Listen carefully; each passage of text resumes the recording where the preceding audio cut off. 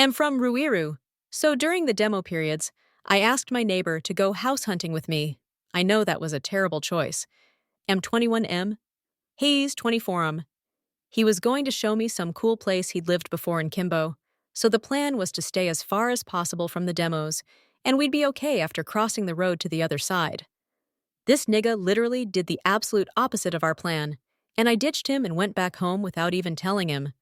So later in the evening, he comes back home with a keyboard and lots of snacks, mostly Cadbury chocolates, a laptop bag, and other stuff. It was self-explanatory. I'd later find out that they actually robbed some little bar next to Vishnu. I can't explain to you the kind of hatred I've developed for this guy just because of this. Maybe hatred is a strong word. Let's just say dislike.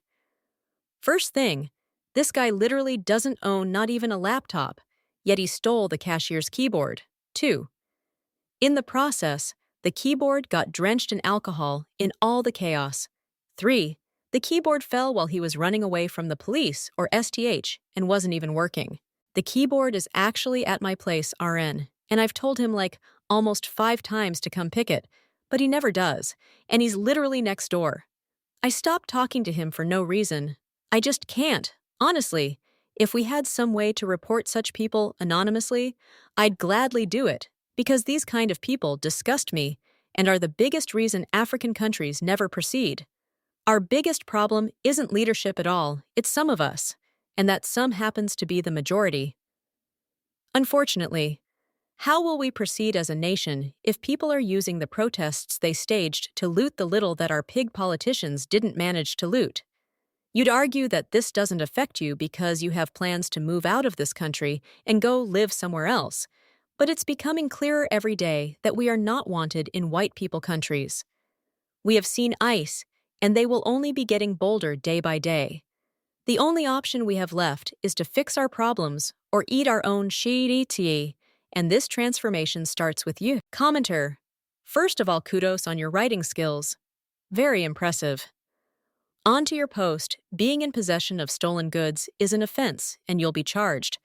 The guy lives next door, dropping it at his doorstep is your best option. From your story, your friend doesn't sound like a good person, and they can report you and you'll be in deep trouble. Take care of yourself. First.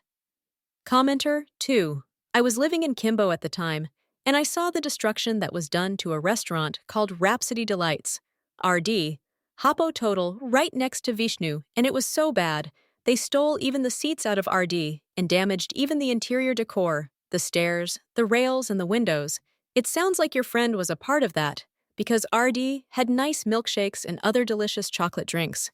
I really loved that place, as did my friends.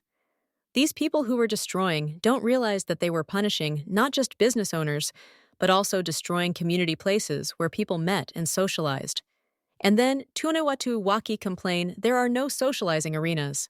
Commenter 3. Demos were about fighting for accountability and rejecting the finance bill, but your neighbor decided to do the opposite. He is what people were fighting against during this year's protests. A greedy and corrupt thief like the representatives in Parliament.